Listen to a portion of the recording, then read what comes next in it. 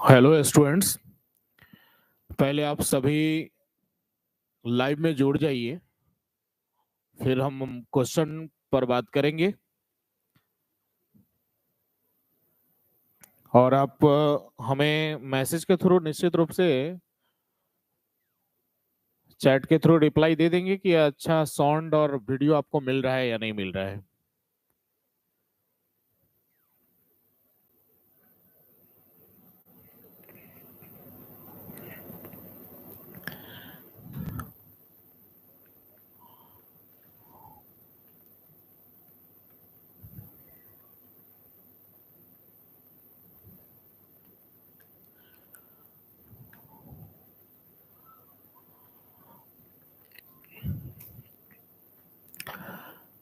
शुरू किया जाए। चलिए, हम सबसे पहले आपको ये बता दें कि आपको किसी भी बोर्ड एग्जाम में, चाहे वो बिहार बोर्ड हो, सीबीएसई बोर्ड हो, आईसीएसई बोर्ड हो एंड अदर स्टेट जो भी बोर्ड है, और उनके सब्जेक्टिव एग्जाम जो होते हैं उसको लिखने का टेक्निक क्या है, तरीका क्या है, किस प्रकार आप अपने लिखावट से अपने एग्जामिनर को अपने पक्ष में ला सकते हैं कि वो आपके लिखे हुए आंसर पर नंबर काटने का विचार भी ना करें। इस सब पर आज हम लोग विचार करेंगे, बात करेंगे और क्लियर होंगे। चलिए, अब हम लोग तो शुरू करते हैं। सब लगभग जुड़ गए हैं। चलिए, सबसे पहली बात क्या कि देखिए, हम लोग अगर बोर्ड एग्जाम की बात करिए, अगर तो क्वेश्चन उसके जैसे रहते हैं उस हिसाब से कैसे हम लोग आंसर पे, मतलब आंसर शीट पे आंसर लिखते हैं, उसकी हम लोग आज चर्चा परिचर्चा करेंगे और समझेंगे कि हमको कैसे लिखना है। जब भी आप एग्जाम देने जाइए या टेस्ट देने जाइए, और अगर वो सब्जेक्टिव है, हम अभी ऑब्जेक्टिव की कोई बात नहीं कर रहे हैं, फिर एक हम अलग से आपको क्लास देंगे, वो ऑब्जेक्टिव के लिए भी देंगे, लेकिन अभी हम बात कर रहे हैं सिर्फ सब्जेक्टिव का। तो सब्जेक्टिव एग्जाम के लिखने का तरीका क्या है वो हम आपको बताते हैं। और वो सब्जेक्टिव एग्जाम में आप लिखेंगे कैसे, उसके लिए हमने एक क्वेश्चन सेलेक्ट किए हैं, और वो क्वेश्चन आपके पास भी होंगे। अभी अभी आपने सेंटअप परीक्षा दिए हैं, और सेंटअप परीक्षा का जो क्वेश्चन है वही क्वेश्चन मेरे हाथ में है, आप देख सकते हैं। सेंटअप परीक्षा जो आप दिए हैं केमिस्ट्री के, वही क्वेश्चन हमारे हाथ में है, और वो भी सेक्शन मतलब ग्रुप ए का ही है हमारे हाथ में। तो उस क्वेश्चन को आधार मान के ही हम चलेंगे आपको समझाने के लिए कि आपको एग्जाम में लिखना कैसे है। ठीक है? और फिर पहले समझा देते हैं सब बात, और तब फिर आप हमसे चैट के थ्रू, रिप्लाई के मतलब आप मैसेज के थ्रू हमसे पूछ सकते हैं कोई भी क्वेश्चन एग्जाम से रिलेटेड। ठीक है? चलिए, पहली बात, सबसे पहले हम ऑब्जेक्टिव की बात नहीं करते हैं। आज के काम हमारा ऑब्जेक्टिव नहीं है, सब्जेक्टिव की काम है। तो सब्जेक्टिव पोर्शन सेंटअप एग्जाम का लेते हैं। जब आप सेंटअप एग्जाम के सब्जेक्टिव पोर्शन पर जाएंगे, तो सब्जेक्टिव पोर्शन के लिए ये है, जरा आप अच्छे ढंग से देख सकते हैं कि इसके ऊपर में क्या रहता है, सेक्शन बी। मतलब साफ साफ ये क्लियर है कि दो सेक्शन होते हैं। ऑब्जेक्टिव वाले के लिए नाम रहता है सेक्शन ए, जो कि वो आप ओएमआर सीट पर लिखते हैं। लेकिन सब जो सेक्शन बी है उसके लिए आपको सब्जेक्टिव होते हैं, जिसमें 2 और 5 नंबर के क्वेश्चन सम्मिलित होते हैं। रही बात क्या कि कोई भी क्वेश्चन को लिखेंगे तो किस प्रकार से लिखेंगे, तो पहले ये एक बात पॉइंट क्लियर हो जाइए। जो भी बोर्ड एग्जाम आप देने जा रहे हैं, तो बोर्ड एग्जाम की जो भी कॉपी होती है, उस कॉपी की जो लंबाई होती है वो लंबाई कम होती है। मतलब ऐसे वो कम होता है और चौड़ाई ज्यादा होता है। मतलब जैसा मेरा बोर्ड है ना, वैसा ही होता है। यानी बोर्ड की जैसे चौड़ाई है वैसे चौड़ाई ज्यादा होती है और लंबाई उसकी कम होती है। लेकिन जिस कॉपी पर आप फेयर कॉपी पर लिखते हैं, पढ़ते हैं, बनाते हैं, वो कॉपी पे जरा देखिएगा तो लंबाई ज्यादा होती है और चौड़ाई कम होती है। तो पहला तो ब्रेन में आप ये बात को भर लीजिए कि जो बोर्ड एग्जाम की कॉपी होती है, वो कॉपी की लंबाई जो होती है कम होती है और चौड़ाई ज्यादा होती है। जो आप जिस कॉपी पर लिखते हैं, फेयर कॉपी सब पर बनाते हैं, तो उस कॉपी की ठीक उल्टा होता है। मतलब लंबाई ज्यादा होती है और चौड़ाई कम होती है। तो जब उस पर आप लिखेंगे तो पहला पॉइंट क्या कि आपको मार्जिन सब तो देना नहीं है। मार्जिन सब ऑलरेडी उस आज अब जो कॉपी आती है ना, उस कॉपी के ऊपर में ओएमआर शीट टाइप का लगा होता है जिसपे आपका फोटो, नाम, ये सब सारा कुछ आता है भरा हुआ, बस थोड़ा बहुत सिग्नेचर विग्नेचर ये सब करना होता है, आप इंडिकेट हो जाते हैं कि ये हमारी कॉपी है, बस हो गई। जब शुरू करते हैं तो ऊपर में भी लाइन लकीर ये सब रहता है। अब मार्जिन वार्जिन की बहुत ज्यादा टेंशन आपको नहीं रहती करनी हुई, ऊपर में रहता है एक लकीर मार्जिन के लिए देना है तो आप दे दीजिए, नहीं तो बहुत ऐसे है जहां पर दिया भी रहता है। तो फिर उसमें हम करेंगे क्या? तो अब जैसे हम आंसर लिखेंगे तो कैसे लिखेंगे? तो सबसे पहली बात क्या कि एग्जाम में जब आप जाते हैं तो आप दो ही कलर का पेन यूज कर सकते हैं। पहली बात, एक ब्लैक और दूसरा ब्लू। ये दो कलर के अलावे किसी भी पेन का, किसी भी कलर के पेन का प्रयोग अपने एग्जाम में नहीं कर सकते हैं। तो हमसे पूछिएगा कि सर क्या, कि मतलब ऑब्जेक्टिव सब्जेक्टिव दोनों के लिए, तो हम आपको सलाह यही देंगे कि जब ओएमआर शीट ऑब्जेक्टिव के लिए आप रंगिएगा तो उसके लिए ब्लैक पेन सबसे बेस्ट होता है। ब्लू भी ठीक है, हम ये नहीं बोल रहे हैं कि ब्लू गलत होते हैं, ब्लैक पेन सबसे बेस्ट होता है, ब्लू से भी आप काम चला सकते हैं। और सब्जेक्टिव एग्जाम जो होते हैं उसमें भी सिर्फ ब्लैक और ब्लू का आप यूज कर सकते हैं, ब्लैक ब्लू के अलावा कोई अलग कलर का पेन आप यूज नहीं कर सकते हैं। लेकिन जब एग्जामिनर कॉपी चेक करते हैं तो उनको रेड पेन दिया जाता है और साथ में ग्रीन पेन दिया जाता है, उनको ब्लू और ब्लैक पेन नहीं दिया जाता है। मतलब स्टूडेंट के लिए फिक्स है कि वो ब्लू और ब्लैक पेन का यूज कर सकते हैं, नीला और काला पेन का प्रयोग कर सकते हैं। और एग्जामिनर जो होते हैं, जो कॉपी चेक करते हैं, एक और बात को समझ रहे, एक हो जाते हैं क्या, आप स्टूडेंट हैं मतलब आप एग्जाम दे रहे हैं, एक होता है इन्विजिलेटर। इन्विजिलेटर जो आपके जिस जहां एग्जाम दे रहे हैं वो हॉल में घूमते रहते हैं, कॉपी देते हैं, क्वेश्चन देते हैं, जिसे वीक्षक बोला जाता है। और एक होता है एग्जामिनर जो कॉपी को चेक करते, एग्जामिन करते, परीक्षक बोला जाता है उसे। तो वो उनको दिया जाता है दो कलर का पेन, एक रेड और एक ग्रीन। तो रेड ग्रीन यूज करने की के लिए किनको है? एग्जामिनर को, जो कॉपी चेक करेंगे। और ब्लू और ब्लैक पेन का यूज कौन कर सकते हैं? स्टूडेंट। तो आप सिर्फ ब्लू और ब्लैक का यूज करेंगे। ओएमआर रखने के लिए सबसे बढ़िया होता है ब्लैक पेन। सब्जेक्टिव एग्जाम के लिए आइए, हम सब्जेक्टिव एग्जाम के लिए ही आज बात करने वाले हैं, तो उसके लिए आप ब्लैक और ब्लू यूज कर सकते हैं। तो कई कहां पर हम ब्लैक का यूज करें और कहां पर ब्लू का यूज करें जो हमारी कॉपी की सुंदरता अच्छी रहेगी। कॉपी को सुंदर बनाना इसलिए जरूरी होता है कि जिस समय में कॉपी चेक होती है उस समय में आप उनके सामने नहीं बैठे हुए हैं कि आप उसको एक मीठी मीठी बात बोल के, प्यार भरी मुस्कान दे के आप उसको अपने पक्ष में भुना लीजिएगा और एक दो नंबर बढ़ा देगा। और हम मजाक में ये कहते भी रहते हैं कि कभी अगर काश ऐसा हो कि ऐसा मतलब आपको ऑप्शन, ऐसा लोकतांत्रिक ऑप्शन मिल जाए आपको कि आपके कॉपी का चेकिंग आपके सामने हो, तो हम कहते हैं कि भाई तब तो हो गया, टीचर का तो अगले दिन श्राद्धे क्रम रहेगा और तो कुछ रहेगा नहीं। क्योंकि जैसे ही टीचर आपकी कॉपी चेक करना शुरू करेंगे, प्रारंभ करेंगे, बस जैसे ही दो नंबर का मान लीजिए क्वेश्चन है, एक के नंबर दिए, आप फट से पूछिएगा कि सर ये क्यों काट लिया आप? तो आप बोलेंगे नहीं नहीं ये गलती है। तो नहीं सर, आप अपना बाल बच्चा समझ के ना काटिए सर, एक नंबर और दे दीजिए, ठीक रहेगा वो। उससे भी नहीं होगा तो आप नीचे से गांधी जी को थमाएंगे कि भाई 500 1000 देते हैं, देखते हैं नंबर ठीक ठाक बढ़ जाएगी।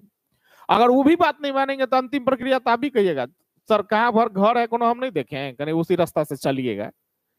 तो भाई सामने में कॉपी कभी आपका ये चेक होने की संभव, ये ऐसा लोकतांत्रिक मतलब ऑप्शन आपको नहीं मिल सकता है। तो कॉपी हमेशा आपकी चेकिंग होगी तो आपकी अनुपस्थिति में, और अनुपस्थिति में जब कॉपी चेकिंग होगी तो सारा मीठी बानी प्यार उस कॉपी से ही निकलना चाहिए। कॉपी की सुंदरता इतनी अच्छी होनी चाहिए कि जो एग्जामिनर अपने घर से, अपने बीवी से, अपने मैडम से झगड़ा करियो क्या हो और वो कॉपी चेक करने लगे तो वो झगड़ा भूल जाए और आपके कॉपी को देख के वो खुश हो जाए और अच्छे से अच्छे नंबर दे।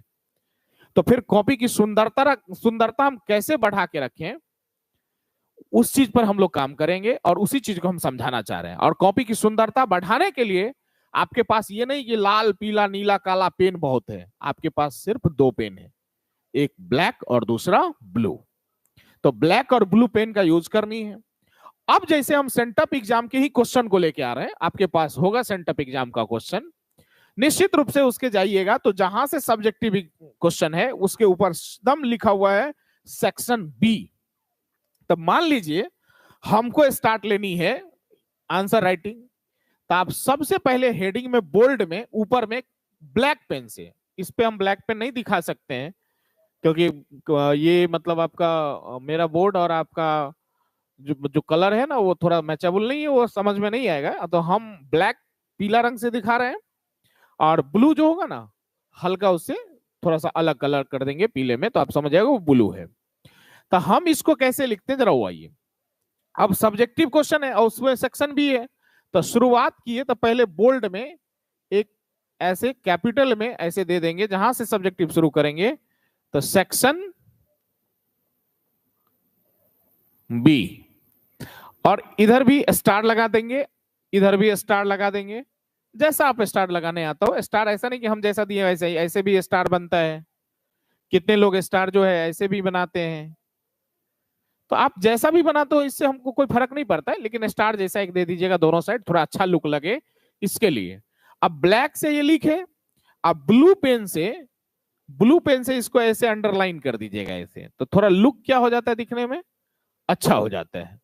अब वो दिखने में थोड़ा सा क्या लगेगा, बढ़िया लुक लगेगा, बढ़िया दिखावट लगेगी, बढ़िया देखने में लगेगा, जिससे आपको बड़ा अच्छा समझ सब कुछ आएगा।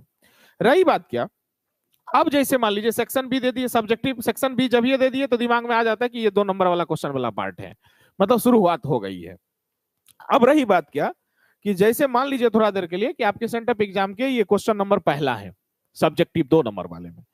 क्वेश्चन में लिखा है what are covalent solid, give examples. मतलब कोवेलेंट सॉलिड किसे कहते हैं, हिंदी में लिखा है सहसंयोजक ठोस क्या है, उदाहरण दे। 2 नंबर है। तो ई क्वेश्चन को लिखते हैं तो कितने लोग सबसे पहले गलती क्या करते हैं, कि पहला गलती क्या करते हैं वो कि क्वेश्चन लिख देते हैं पूरा।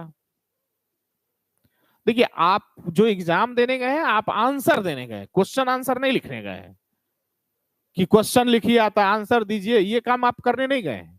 आप एग्जाम में आंसर लिखने गए हैं, तो आंसर लिखने गए तो क्वेश्चन क्यों लिखेंगे। लेकिन क्वेश्चन अगर नहीं लिखे तो एग्जामिनर समझेंगे कैसे बिना क्वेश्चन देखे कि उसी क्वेश्चन का आंसर लिखे हैं। तो वो चीज को क्लियर आप कैसे करेंगे वो भी स्पष्ट हुई है। ई तो बीचों बीच में डाले हैं आप कॉपी के, तो साइड में जहां आंसर शुरू है, मान लीजिए क्वेश्चन नंबर 1 का आंसर शुरू होगा, तो आप जो है ये जो सेक्शन ऊपर में दिए, अब जो क्वेश्चन शुरू करेंगे आप, तो सबसे पहले आप ऐसे हेडिंग ब्लैक से, ये काम भी ब्लैक से करेंगे, कि आप लिखेंगे जो भी क्वेश्चन होगा मतलब आंसर ऐसे डाइस देके, और क्यू क्वेश्चन नंबर, और आगे में क्वेश्चन नंबर कितना होगा वो आप देंगे, वो ब्लू पेन से, इतना ब्लैक से। अब ब्लू पेन से क्वेश्चन नंबर क्या 1, बात समझ में आया, मतलब क्वेश्चन नंबर पहले का आप आंसर दे रहे हैं, ठीक है। अब उसमें क्वेश्चन नंबर पहले का जो आंसर दे रहे हैं, तो वो क्वेश्चन नहीं लिखेंगे, इतना लिख दिया आंसर क्वेश्चन नंबर एकदम बीच में। अब कहिएगा सर बीच में क्यों देंगे, उसका भी कारण हम आपको समझा रहे हैं। पहले की बोर्ड की कॉपी की हम बार बार क्या बोल रहे हैं, कि पहले की बोर्ड की कॉपी वैसे ही आती थी जैसा अभी आप कॉपी पर लिखते हैं, लंबाई ज्यादा चौड़ाई कम। तो उसके साइड में भी लिखते थे ना आंसर क्वेश्चन नंबर फलाना ये, तो वो ठीक लगता था। लेकिन इसकी चूंकि चौड़ाई ज्यादा रहती है ना, तो आप बीच में जो लिखेंगे ना तो वो थोड़ा बोल्ड लुक लगता है, अच्छा लुक लगता है, देखने में अच्छा लगता है। बात समझ में आया। तो उसमें दे दिया आंसर क्वेश्चन नंबर 1। अब चूंकि उस क्वेश्चन को देखिए लिखल है what are covalent solid give examples, तो आप पूरा क्वेश्चन नहीं दीजिए कि what are covalent solids, question नहीं देना है, लेकिन मेन स्ट्रीम पॉइंट दीजिए। तो स्ट्रीम पॉइंट इसका क्या है, स्ट्रीम पॉइंट है कोवेलेंट बॉन्ड, कोवेलेंट सॉलिड्स। इसमें क्वेश्चन में है what are covalent solids give examples, तो इस पूरे क्वेश्चन का स्ट्रीम पॉइंट क्या है, उस स्ट्रीम पॉइंट को ही दीजिए। तो स्ट्रीम पॉइंट इसका क्या है, कोवेलेंट सॉलिड्स। तो स्ट्रीम पॉइंट को हम लोग लिखेंगे कैसे, तो यहां पर अगर छोटा रहे तो कैपिटल लेटर में दे दीजिए, बड़ा है तो फिर आप ब्लैक पेन से बढ़िया से लिख दीजिए क्या, कोवेलेंट सॉलिड्स, ठीक है। और इसको आप अंडर लाइन कर दीजिए थोड़ा लुक अच्छा देने के लिए। अब आप क्या कीजिए, एक लाइन बीच में छोड़ के, एक लाइन बीच में छोड़ दिया आप यहां, तब आंसर शुरुआत कीजिए, ठीक है। इतना देने के बाद अब मान लीजिए थोड़ा देर सेक्शन उक्शन तो आप ऊपर में रहता है जगह खाली, उसमें दे दिए हैं। तो सेक्शन अगर ऊपर में दे दिए हैं जगह खाली है तो चलिए वो ढक जाएगा, तो वो ढक जाएगा, देखिए हम ढक दिए, तो आपका कॉपी दिखने में ऐसा लगेगा क्या, आंसर क्वेश्चन नंबर ये कोवेलेंट सॉलिड्स, हेडिंग दे दिए, थोड़ा अच्छा लुक लग रहा है, आगे पीछे आपको करनी है तो थोड़ा स्टार लगा दीजिए, तो दिखने में थोड़ा सा लुक क्या हो जाएगा और अच्छा लग जाएगा। अब जैसे कोई, अब यहां से आप लिखते हैं, अब लैंग्वेज आप दे रहे हैं, तो अब आप शुरू कर सकते हैं। ये हेडिंग दे दिए ब्लैक से, अब जो शुरू करेंगे वो ब्लू से। तो ब्लू से अब मान लीजिए ये है, तो आप लिखेंगे ना इसका यहाँ लैंग्वेज, तो अब आप दीजिए क्या, that solids which are formed. तो ऐसे करके आप देते जा रहे हैं, ऐसे देते जा रहे हैं। तो अब ब्लू पेन से आप पूरा देते चलो, कोई दिक्कत उसमें नहीं है। लेकिन जैसे ही ब्लू पेन से आप देते गए सारा कुछ, उसमें मान लीजिए आपको लग गया नहीं नहीं ये पॉइंट जो है ना मेन पॉइंट है, तो उसको आप क्या कीजिए, ब्लैक पेन से ऐसे अंडरलाइन कर दीजिए। तो उस समझेंगे क्या कि एकदम मेन पॉइंट है, स्ट्रीम पॉइंट है, थोड़ा दिखने में अच्छा लगेगा। सबको ये करना, अंडरलाइन नहीं करना होता है, बस एक बड़ा क्वेश्चन है ना, तो उसमें एक से दो ही पॉइंट ऐसे होंगे जो बड़ा इंपॉर्टेंट पॉइंट होंगे, जिसको आप अंडरलाइन कर दीजिए। कॉपी की सुंदरता बढ़ जाती है उससे। बात समझ में आया? तो आप अगर ऐसे लिखते हैं कि मतलब आंसर क्वेश्चन नंबर इतना, और जो मेन क्वेश्चन हम नहीं लिखे हैं लेकिन क्वेश्चन का मेन पॉइंट लिख दिए हैं, तो जो टीचर चेक करते हैं उसको क्वेश्चन तब देखना नहीं पड़ता है, वो समझ जाते हैं अच्छा इस क्वेश्चन का आंसर वो लिखे हुए हैं। तो कहिएगा कि इससे क्या इफेक्ट पड़ता है, इससे जो एग्जामिनर होते हैं उनको क्या इफेक्ट पड़ता है, तो हम आपको समझाते हैं कि क्या इफेक्ट पड़ता है ये काम करने से। इफेक्ट उनको ये पड़ता है कि पहले हमारा बात समझ लीजिए कि इफेक्ट क्या पड़ता है।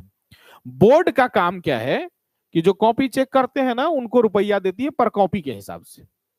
रूल ये है कि एक टीचर एक दिन में, एक दिन इन द सेंस 24 घंटा नहीं, जो ड्यूटी आवर 8 घंटे की होती है वो, मतलब और अप्रोक्सीमेटली जो टीचर चेक करते हैं कॉपी, तो सुबह 10 बजे से लेके आज 4 बजे तक, तो 10 बजे से 4 बजे तक अप्रोक्सीमेटली कितने घंटे हुए, 6 घंटे। तो एक टीचर को यह दिया रहता है कि 6 घंटा में आपको मिनिमम 30 और मैक्सिमम 65 कॉपी ही चेक कर सकते हैं। वो भी कौन सा कॉपी, जिस कॉपी में प्रैक्टिकल है, जिस सब्जेक्ट में प्रैक्टिकल सब्जेक्ट है वो, जैसे केमिस्ट्री, फिजिक्स, बायोलॉजी, ये प्रैक्टिकल सब्जेक्ट है। तो एक एग्जामिनर मतलब एक टीचर एक दिन यानी 6 घंटे में मिनिमम 30 कॉपी और मैक्सिमम अधिकतम 65 कॉपी तक ही चेक कर सकते हैं, उससे ज्यादा नहीं। लेकिन अगर वो कॉपी मैथ की है जिसमें प्रैक्टिकल नहीं होती है, तो उसकी लिमिट है कि मिनिमम 30 और मैक्सिमम वो कॉपी कितना चेक कर सकते हैं, 50 से ज्यादा वो नहीं चेक कर सकते हैं, ये लिमिट उसकी बनी हुई है। हाँ, कुछ बात हेड एग्जामिनर के व्यवहार पर भी निर्भर करते हैं, लेकिन ये रूल यही है। बात समझ में? अब जैसे मान लीजिए कोई टीचर, होता क्वेश्चन क्या वो देख लीजिए। होता ये है कि जो प्रैक्टिकल वाला सब्जेक्ट होता है उसके एक कॉपी जांचने के लिए 14 रुपए मिलते हैं, एक कॉपी पर 14 रुपया। तो एक टीचर अगर मान लीजिए एक दिन में 30 को कॉपी चेक किए, तो उसको रुपया कितना बन रहा है, 14 42, मतलब कुल टोटल रुपये कितने बन रहे हैं, 420। आज जो मैथ वाली कॉपी बिना प्रैक्टिकल वाले चेक करते हैं उसको एक कॉपी चेक करने के लिए कितना रुपया मिलता है, 19 रुपया। और अगर वो 3 ही चेक किए तो कितने रुपए बनेंगे, 570 रुपए। अब टीचर में ये होर लगी रहती है कि एक दिन में कितना हम 65 से 65, 50 से 50 कॉपी चेक करें कि हमारा रुपया ज्यादा बने। अब रुपया ज्यादा बनाने के चक्कर में वो करते क्या है वो जरा सुनिए। अब आपका कॉपी चेक करें और आप मान लीजिए एक आंसर क्वेश्चन नंबर फलाना दिया, हेडिंग उडिंग नहीं दिया, सीधे लिख दिए, तो अब टीचर को वो क्वेश्चन पहले देखना पड़ेगा कि वो क्वेश्चन नंबर इतना क्या था, तब आपका चेक करेगा। उनको टाइम लगता रहता है, और टाइम लगता रहता है तो उनको रुपया कम बनता रहता है, वो गुस्सा में आ जाते हैं। अब उनकी मेंटेलिटी को अब समझिए, वो गुस्सा में आ जाते हैं तो करते क्या है, तो अब वो करते हैं हड़बड़ करके चेक करते हैं, नंबर काटते हुए 2 नंबर का है तो 1 नंबर दे दो, 5 नंबर का है तो 3 नंबर दे दो, काट काट के फट फट फट करके बस कॉपी खत्म, 14 रुपया बन गया उसका। अगर केमिस्ट्री का है मतलब प्रैक्टिकल वाला, तो वो चाहते रहते कितना जल्दी जल्दी हम मार ले कि बस हमारा 14 रुपया का, मतलब एक कॉपी चेक करेंगे 14 रुपया हमारा बन जाएगा, बात खत्म। और रुपया 14 किनका रहता है सो पता है ना, आप जो फॉर्म भरने में दिए 1500 रुपया, वो कौन चीज था, उसमें हर सब्जेक्ट के लिए क्वेश्चन कॉपी का रुपया, क्वेश्चन का रुपया, जो जहां एग्जाम देंगे उसका रुपया, उसका पानी पिएंगे उसका रुपया, जो आपके क्लास में इन्विजिलेटर घूमेगा उसका उनका रुपया, जो उन कॉपी चेक करेंगे उनका रुपया, सबका रुपया उसमें जोड़ल रहता सब सब्जेक्ट के लिए। तो आप ही का रुपया, कलम जो यूज करते हैं ना, लाल और नीला, लाल और ग्रीन, मतलब रेड और ग्रीन, वो भी आप ही का रुपया रहता है। और वो सारा यूज करते, तो चाहते रहते जल्दी जल्दी हमारा कॉपी चेक करेंगे ना, हमारा 14 रुपया बन जाएगा, 14 रुपीज बनेगा पर कॉपी, तो ज्यादा से ज्यादा हमारा चेक बनेगा, तो ज्यादा से ज्यादा पैसा मिलेगा। वेतन अलग आता रहता है, कॉपी चेक करने का अलग आता रहता है। तो उनको जब क्वेश्चन पढ़ पढ़ के आपकी कॉपी चेक करना पड़ता है, तो गुस्सा में आते हैं और तब नंबर काटना शुरू करता है। लेकिन अगर आप ये हेडिंग दे दे कि आप दे दिए हैं, तो उनको तब क्वेश्चन पढ़ना ही नहीं पड़ता है, उनको दिमाग में आ जाता हो इक्विवेलेंट वाला तो था, क्वेश्चन चेक करो ना क्या है। तो ई हेडिंग देने की खासियत यही है कि आप उन जो कॉपी एग्जामिनर चेक कर रहे हैं उनका रुपया बनाने में मदद कर रहे हैं आप, वो खुश रहते हैं। और जब खुश रहा, और टीचर जो एग्जामिनर चेक करेंगे उनको हम लोग को क्या करना है, खुश रखना है भाई। खुश रखने से अगर 2 4 5 10 नंबर बढ़ जाता है तो क्या दिक्कत है।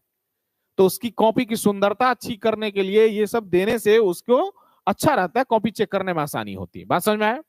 अब मान लीजिए थोड़ा देर के लिए ये आंसर समाप्त हो गई, अगली आंसर पर चलनी है, तो हम आपको क्या बोले, अब कितने बच्चे ऐसे करते हैं कि चूंकि कॉपी जो होता है उसकी लंबाई कम होती है, एगो 2 नंबर का क्वेश्चन लिखिएगा, एगो पेज में खत्म हो जाती है। अब जैसे ही जहां पर खत्म हुआ कि वहीं पर वो फिर शुरू कर देता है, रे चोट्टा कहीं का, तुमको अपना ही पैसा देकर तो तुम्हारा कॉपी ले लो, तुमको उसमें काहेला अपना कंजूसी दिखा रहे हो, तुम फिर अगला पेज लो ना। अगला पेज लेने में क्या जाती है, एक पेज पर एक ही 2 नंबर का जवाब देंगे, बोल्ड लुक में देंगे, थोड़ा गैप करके देंगे, एक लाइन ऊपर छोड़ देंगे, एक आध लाइन नीचे छूट जाएगा, तो कौन सी हो जाएगा। उतने बेवकूफ नहीं होते एग्जामिनर की अगला पेज नहीं उल्टाएंगे, वो निश्चित रूप से सब पेज उल्टाते हैं कि है कि नहीं। तो एक पेज पर जैसे ये हो गया, तो आप उस पेज पर दूसरा क्वेश्चन ना दीजिए, आप छोटे जो, तो उसकी लंबाई तो कम में होती है, 2 नंबर का जो आंसर अप्रोक्सीमेटली होता है कि एक पेज पर ही आ जाएगा ठीक ठाक स्थिति में। तो आप एक पेज पर ठीक ठाक स्थिति में ला लिए, वो दिखने में अच्छा लगता है, लेकिन वही अगर मान लीजिए खत्म हुआ, वहीं पर फिर शुरू कर दिया आंसर, तो वो लगता रहता है जैसे खिचड़ी बन गए है, एक जगह सब कुछ हो गए है, तो नंबर तो काटवे करेगा। उसको कॉपी जब से खराब लग गया, वो हर जगह पर नंबर काटने क्या कर देंगे, शुरू कर देंगे। अगर मान लीजिए ये जैसे पेज हो गया, इसका आंसर उनसर दे दिए, फट से आप अगला पेज उल्टाओ, अगला आएगी, अगला क्वेश्चन जैसे मान लीजिए, अब इसमें अगला क्वेश्चन मान लीजिए आंसर नंबर 2, क्वेश्चन नंबर 2 है, जैसे क्वेश्चन नंबर 2 है कि how are unit cell and space lattice related. अब मान लीजिए ये क्वेश्चन आप कोई भी नहीं करते हैं, तो कैसे लिखिए ये क्वेश्चन, क्योंकि आपको तो 20 को 2 नंबर में से 10 को बनाना है। अब मान लीजिए तीसरा में लिखा है what are ideal and non ideal solution, give one example of each. तो अब ये मान लीजिए तीसरा आपको आता है, तो दूसरा छोड़ दिए, तीसरा पर चले गए, तो आप फिर से वहां हेडिंग तो ब्लैक पेन से, क्या ब्लैक पेन से ऐसे लिखो आंसर और क्वेश्चन नंबर कितने, तो आप 3 ऐसे दे दिए, 3 बोल्ड हो गया। अब उसमें कौन सा फिर क्वेश्चन का हेडिंग देना है, तो पूरा क्वेश्चन नहीं लिखना है, पूरा क्वेश्चन नहीं लिखना है, क्वेश्चन का स्ट्रीम लाइन लिखना है। जैसे क्वेश्चन नंबर तीसरा है कि what are ideal and non ideal solution, तो स्ट्रीम लाइन इसका क्या है, आइडियल एंड नॉन आइडियल।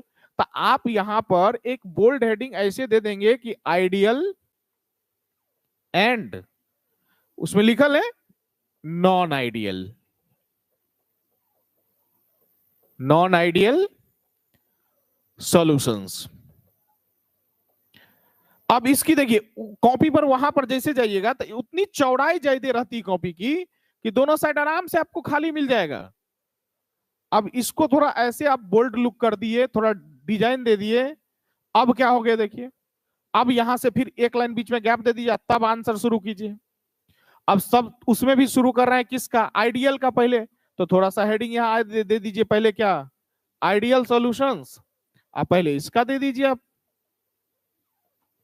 ऐसे हेडिंग देके तब ऐसे शुरू किए, आप ब्लैक से हेडिंग देके अब जो है ना ब्लू पेन से आप शुरू किए, ब्लू पेन से ये कहानी कि that solution which obeys Raoult's law, अब उसको दे दिए, फिर दे दिए, अब फिर जहां आइडियल खत्म हो गया, तो फिर एक लाइन का गैप, एक लाइन का बस गैप दिया, फिर तब दूसरा हेडिंग क्या दीजिए, नॉन आइडियल, ऐसे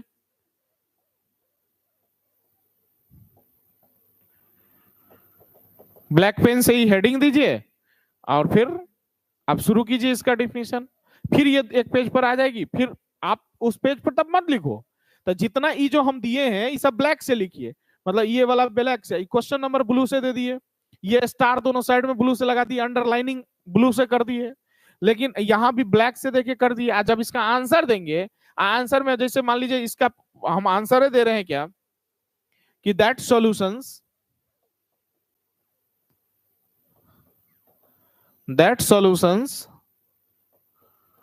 व्हिच ओबे रॉल्ट्स लॉ, मान लीजिए ऐसे लिखते जा रहे हैं, हमको लगे नहीं इसका मेन पॉइंट क्या है, रॉल्ट्स लॉ, तो रॉल्ट्स लॉ को काला पेन से इसे अंडरलाइन कर देंगे। अब थोड़ा सा टीचर को क्या लगता है कि बच्चे को पूरा पूरा कंसेप्ट था, फिर सबको नहीं अंडरलाइन कर दीजिएगा तो और कॉपी खराब लगेगी। पूरे 2 नंबर के क्वेश्चन है उसमें तो 1 से 2 बस हो गया।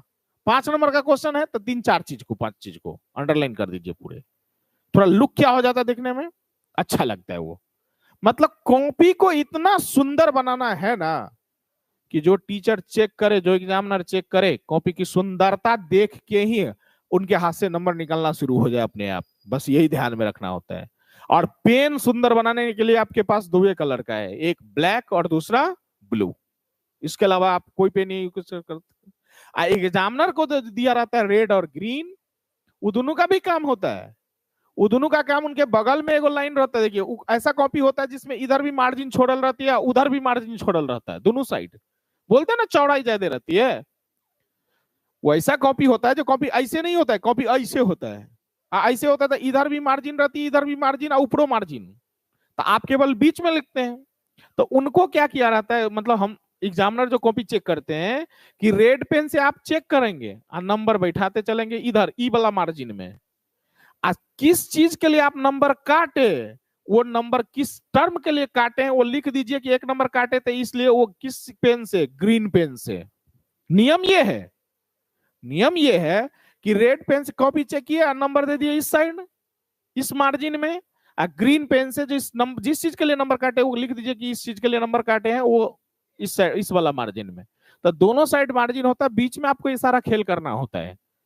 यूपीएससी आईएएस जो बनते हैं डीएम, उसका भी कॉपी देखिएगा तो उन्हीं तरह का कॉपी होता है, दोनों साइड मार्जिन होते हैं, ऊपर में भी मार्जिन होते हैं।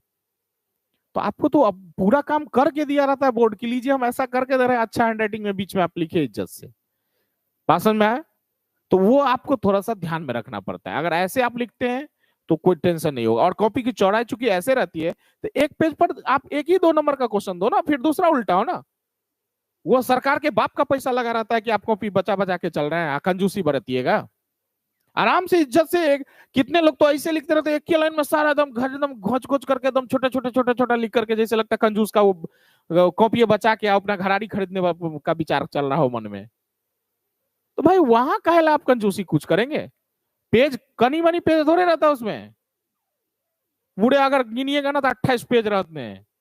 आप अगर छोटका लिख के आएगो एक में 2-3 को क्वेश्चन लिख दीजिए, पता चलेगा 5-6 गो पेज भरल है, बस हो गया, वैसे कॉपी खाली जा रहा है। तो काहे नहीं बोल्ड लुक में लिखेंगे भाई? आपको क्या लगता है जो कॉपी जोड़ के दिया रहता है वो गधा है? वो बड़ा सोच समझ के जोड़ के दिया रहता है, ब्लूप्रिंट तैयार करके दिया रहता है, वो पूरा जोड़ घटाव करके दिया रहता है कि इतना है। अगर 2 नंबर का क्वेश्चन बनाएगा तो 1 पेज निश्चित रूप से उसका एक साइड में एक पेज लग जाएगी। लेकिन 5 नंबरी क्वेश्चन है तो उनको भी पता रहता है कि चूंकि चौड़ाई कम, लंबाई कम है ना, 4 पेज जेबे करेगा, कम से कम 3 या 4 पेज जाएगा, कम से कम 3 या ज्यादा से ज्यादा 4 जाएगा। तो सब जोड़ घटाव करके दिया रहता है, आप कभी ये मत समझिएगा बिना जोड़ घटाव के दिए रहते हैं। तो ये एक लिखने का टेक्निक है, अगर ऐसे लिखते हैं तो फिर अच्छे से अच्छे नंबर मिलती है। अब जैसे अगला क्वेश्चन ही मान लीजिए, ठीक है, तीसरा बना लीजिए। चौथा क्वेश्चन है व्हाट इज भांट ऑफ फैक्टर। तो इसमें स्ट्रीमलाइन क्या खोजना है, भांट ऑफ फैक्टर।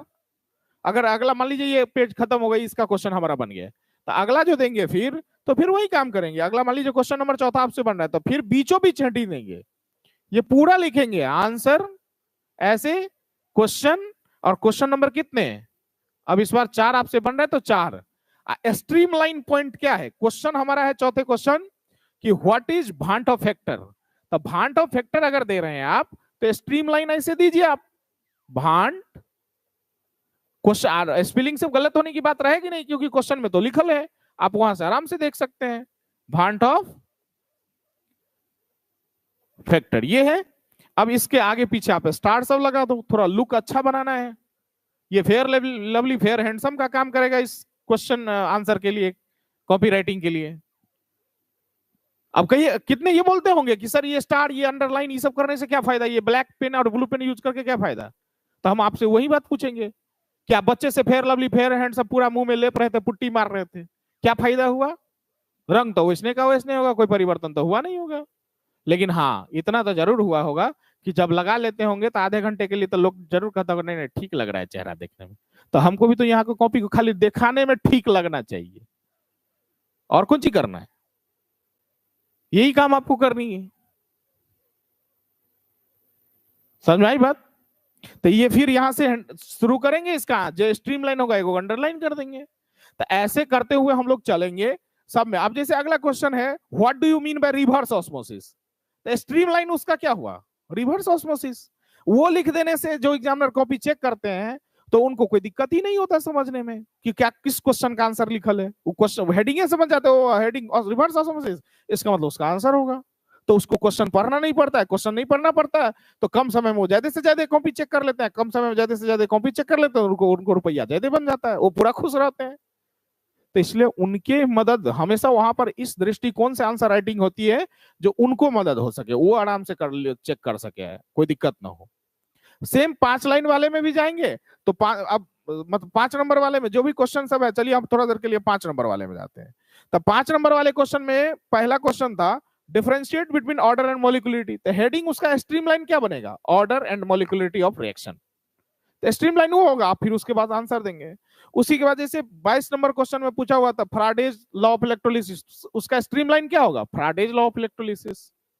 फिर उसमें 23 नंबर क्वेश्चन जो पूछा हुआ था अमोनिया से नाइट्रिक एसिड ऑस्वाल्ड प्रोसेस, तो उसका हेडिंग क्या होगा, ammonia to nitric acid, streamline. अगर तो जो भी क्वेश्चन आप देख रहे हैं उसका स्ट्रीमलाइन होता है, वो स्ट्रीमलाइन जैसे ही ऐसे डाल के आप हेडिंग दे देंगे तो थोड़ा कॉपी की क्या हो जाती, सुंदरता बढ़ जाती है। और यही आपको करना होता है जो आप करेंगे। कॉपी कभी भी हम जब आपका टेस्ट लेंगे तो सब्जेक्टिव हमारी कॉपी वैसे ही रहेगी, लंबाई कम रहेगी, चौड़ाई ज्यादा रहेगी, वो कॉपी मेरे बन के हैं और उसी पर टेस्ट होंगे। हम वही सब चेक करना चाहते रहते हैं कि आप किस प्रकार से लिखते हैं। आप इज्जत से टेस्ट देंगे, इज्जत से बढ़िया से उस पर लिखेंगे और ब्लैक ब्लू पेन का ही यूज करना है। समझ में आ रही बात। हम देखना चाह रहे हैं कि आप किस स्टाइल में हमको लिख के कॉपी दे रहे हैं। अगर इसके अलावा भी कोई आपको लगता है कि प्रॉब्लम है एग्जाम से संबंधित, कुछ भी सब्जेक्टिव एग्जाम से, फिर ऑब्जेक्टिव के लिए और अभी बहुत भाषण देना है हमको यूट्यूब पर। सोमवार से भी हम कुछ क्लास ऑनलाइन लेंगे, फिर जब आपको दिसंबर के अंतिम में छोड़ देंगे, जनवरी पूरा चलेगा, तो फिर यूट्यूब पर ऑब्जेक्टिव सब की कहानी शुरू होगी। इसलिए बहुत सारी भाषण देने हैं, लेकिन फिलहाल अभी अगर कोई क्वेश्चन लगता है आपको पूछना है एग्जाम से रिलेटेड तो फिर आप हमको चैट के थ्रू, आप मैसेज के थ्रू हमको बता सकते हैं। अब एक बच्चे बोलते हैं कि सर हम ब्लैक से ही लिखते हैं, तो ब्लैक नहीं, ब्लैक और ब्लू दोनों, ब्लैक से हेडिंग वोडिंग जो देखे ना ये वाला, अब ब्लू से ये सब देखे आंसर राइटिंग, ठीक है। और भी कोई क्वेश्चन हो तो आप पूछ सकते हैं कमेंट सेक्शन में, को हम देख रहे हैं, आप कमेंट करके हमसे पूछ सकते हैं कोई भी क्वेश्चन अगर आपको लगे कि ऐसा है तो। और एक पेज, बार बार हम फिर बोल रहे हैं, एक पेज चौड़ाई जो रहती है ज्यादा रहती, लंबाई कम, 1-2 नंबर के क्वेश्चन एक पेज पर रहनी है, ये नहीं कि एक के पेज पर 2-2 को क्वेश्चन हो जानी है, तब फिर कॉपी बकवास लगता है। तब लगता नहीं कि कोई स्टूडेंट लगता है लिखा है, तब लगता है चोट्टा कोई लिखा हुआ है। इसलिए थोड़ा सा ध्यान से। अब एक बच्चे फिर पूछ रहे हैं कि स्टार देना जरूरी है। अब अभी अभी समझाएं कि फेयर लवली फेयर हैंडसम लगाना जरूरी था आपके चेहरे पर आपको, क्योंकि रंग में परिवर्तन तो वही भैंसे वाला रंग अभी भी रहा होगा। थोड़ा सा बस लुक बढ़ा देते हैं भाई, कॉपी को चेक एग्जामिनर को खुश करने के लिए।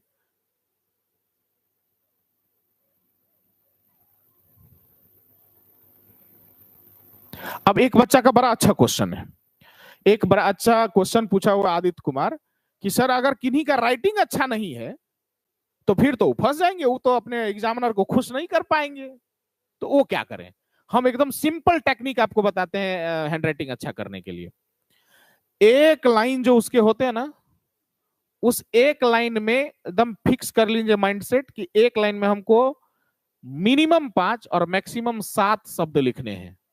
चौड़ाई जिस कॉपी की ज्यादा है वो, आज जो जिस कॉपी पर अभी आप लिख रहे हैं उसके एक लाइन में 4 से 5, कम से 4 से 5 शब्द होने चाहिए, उससे ज्यादा नहीं, अच्छी गैप होनी चाहिए। कॉपी देख के कंजूस की तरह, कंजूस वाला कॉपी ना पता चलना चाहिए। दूर दूर लिखेंगे, मतलब 4 से 5 ही शब्द लिखेंगे। कौन कॉपी पर? जिस कॉपी पर अभी आप फेयर ओवर कर रहे हैं वो, मतलब जिसकी लंबाई ज्यादा है चौड़ाई कम। लेकिन एग्जाम वाले कॉपी की चौड़ाई ज्यादा रहते हैं तो वहां कम से कम 5 और मैक्सिमम 6 से 7, मतलब गैपिंग रहना चाहिए, अच्छा अच्छा बीच में गैप रहना चाहिए, मतलब दिखने में अच्छा गैप रहेगा ना, तो हैंडराइटिंग थोड़ा खराब भी रहता है ना, तो दिखने में ठीक लगता है। बस इतना आप करेंगे, आपका हैंडराइटिंग ठीक ठाक लगेगा देखने में। और लेटर का साइज जो रखेंगे मीडियम, मतलब अक्षर आकार जिसको बोलते हैं, वो ना बहुत छोटा रखेंगे ना बहुत बड़ा, वो मीडियम आप रखेंगे, और गैप दे दे के लिखेंगे, दूरी के मेंटेन करके लिखेंगे, हैंडराइटिंग बहुत अच्छी लगेगी। अब बच्चा क्लास नहीं कि अभी आप हैंडराइटिंग सीखना शुरू करेंगे। चलिए और कोई क्वेश्चन? अब एक बच्चे और पूछे हैं कि सर 5 नंबर वाले क्वेश्चन के ऊपर में लॉन्ग आंसर नहीं लिखेंगे? नहीं, आपका लॉन्ग आंसर लिखने का है, अगर ज्यादा क्वेश्चन है तो आप लिख सकते हैं, ऊपर में हेडिंग दे सकते हैं लॉन्ग आंसर और लॉन्ग क्वेश्चन आंसर, आप फिर दे दीजिए आंसर नंबर क्वेश्चन नंबर 21 और फिर शुरू कीजिए, हेडिंग उडिंग दीजिए, दे सकते हैं, कोई दिक्कत नहीं है।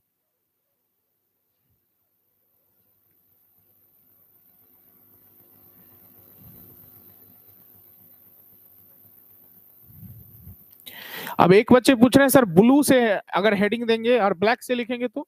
देखिए कॉपी सुंदर होनी चाहिए, तो मेरा मानना यह है कि ब्लैक हेडिंग में रहना चाहिए, ब्लू नीचे, थोड़ा अच्छा लगता है।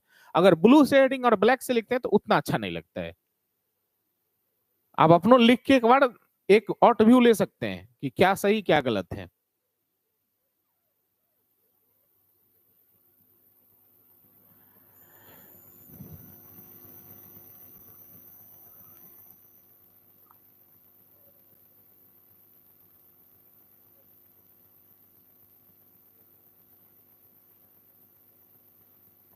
हाँ, वो क्वेश्चन गैप दे सकते हैं। एक बच्चे क्वेश्चन पूछ रहे हैं कि सर अगर मान लीजिए 5वां क्वेश्चन बन रहा है, छठा नहीं बना, 7वां नहीं बना, 8वां बन रहा है तो बना रहे हैं, फिर मान लीजिए हमको छठा बनने लगा, कोई दिक्कत नहीं है, आप उसके बाद आंसर नंबर फिर 6 दो, हेडिंग दो, कोई दिक्कत नहीं होता, टीचर को कोई दिक्कत। हेडिंग जो चूंकि आप दे रही रहते हैं ना स्ट्रीम लाइन, तो उससे समझने में उनको दिक्कत नहीं होता है।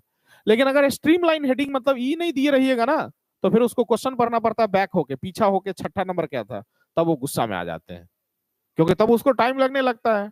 टाइम जब लगने लगता है तो रुपया कम बनने लगता है, रुपया कम बनने लगता है तो समझ में करते हैं। तो इसलिए थोड़ा सा उस पर ध्यान रखना पड़ेगा आपको। तो हमको लगता है कि अब आपको कोई प्रॉब्लम नहीं है। अब एक बच्चे बोल रहे हैं कि सर इस प्रकार से लिखेंगे ना तो हमारा टाइम में बीत जाएगा। आप एकदम गलत बोल रहे हैं। हम फिर बोल रहे हैं एक बार, जो टीचर क्वेश्चन को सेट किए रहते हैं, वो क्वेश्चन सेट के लिए एक रूल रेगुलेशन आती है जिसे एग्जामों की दुनिया में ब्लूप्रिंट बोला जाता है, और वो हैंडराइटिंग से लेके लिखावट से लेके एकदम टाइमिंग फिक्स किया रहता है कि उतने देर में बड़े अच्छे से आप लिख सकते हैं टाइमिंग की। लेकिन हाँ, कोनो आप चोरी कर रहे हैं, इधर बात कर रहे हैं उधर बात कर रहे हैं, तो फिर टाइम तो प्रॉब्लम आएगी। लेकिन ब्लूप्रिंट के हिसाब से क्वेश्चन तैयार होते हैं। अब कोई कोई क्वेश्चन 2 नंबर का है, उसका आंसर आप 5 नंबर जैसा लिख दिए तो क्वेश्चन छूटेगा ना। कोई 5 नंबर की क्वेश्चन है 2 नंबर में लिख दिए तो समय से पहले ही हो जाएगा आपकी। लेकिन आपको लगे हम तो समय से पहले दे रहे हैं, लेकिन आप समझ आएगा कि नहीं नहीं हमने कहीं गलती कर दी है।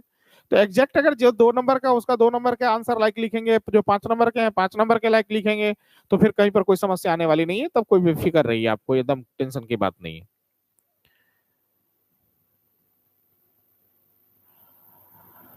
तो चलिए, अब हमको नहीं लगता है कि हाँ क्वेश्चन, अब एक बच्चे बोल रहे हैं कि सर 5 नंबर वाला पहले लिखिए 2 नंबर वाला बाद में लिखेंगे तो कोई दिक्कत नहीं ना? कोई दिक्कत नहीं होगा। आप बोले ना क्वेश्चन नंबर बस हेडिंग दो, आप आंसर क्वेश्चन नंबर इतना, आप स्ट्रीम लाइन दे दीजिए। लॉन्ग क्वेश्चन है तो ब्रैकेट में थोड़ा सा इंडिकेट कर सकते हैं लॉन्ग, तो समझ में आ जाता है। अब बस आप बढ़ते चलिए, कोई दिक्कत नहीं होता, आगे पीछे कर सकते हैं कोई बात। लेकिन हाँ थोड़ा सीरियल रहता है तो वो बेटर माना जाता है जिससे, इसलिए चाहिएगा कि समानता चाहिए, सीरियल ही रहे, लेकिन ना हो पाता है तो फिर हम लोग उसको करते हैं। और भी चीज, जो क्वेश्चन आपको आता है अच्छे से उसको पहले लिखा जाता है, अंतिम जो लिखेगा वो भी जो बढ़िया आता है उसको बीच में, थोड़ा बहुत जो कम आता है उसको एंट्री घुसवा सकते हैं तो बच जाता है वो। थोड़ा ये सब कर सकते हैं। अब एक बच्चे बोल रहे हैं सर याद करते हैं और एक ही 2 दिन में भूल जाते हैं, तो उसको एक ही लाइन बोलेंगे, more practice more gain, no practice no gain. जितना आप याद करोगे, जितना प्रैक्टिस करोगे उतना याद रहेगा, नहीं प्रैक्टिस करोगे कुछ नहीं याद रहेगा। समझ के पढ़ो, बैठ के नहीं। बैठ के आप रजाई के तले बैठते हो तो बैठने के वक्त में 90 डिग्री पर बैठते हो, फिर 60 डिग्री तकिया के सहारे होते हैं आप, 30 डिग्री, और फिर 180 डिग्री पर सीधा फ्लैट हो जाते हैं। वो याद कहाँ से रहेगा आपको? आप खड़े होके आप रूम लॉक कर लीजिए, और खड़े होके बस कॉपी देख रहे हैं, बस याद कर रहे हैं, खड़े होकर टालते रहिए, याद करिए, समझ के कीजिए, कंसंट्रेशन बना के कीजिए, कभी नहीं भूलिएगा आप। कंसंट्रेशन का प्रॉब्लम है ये।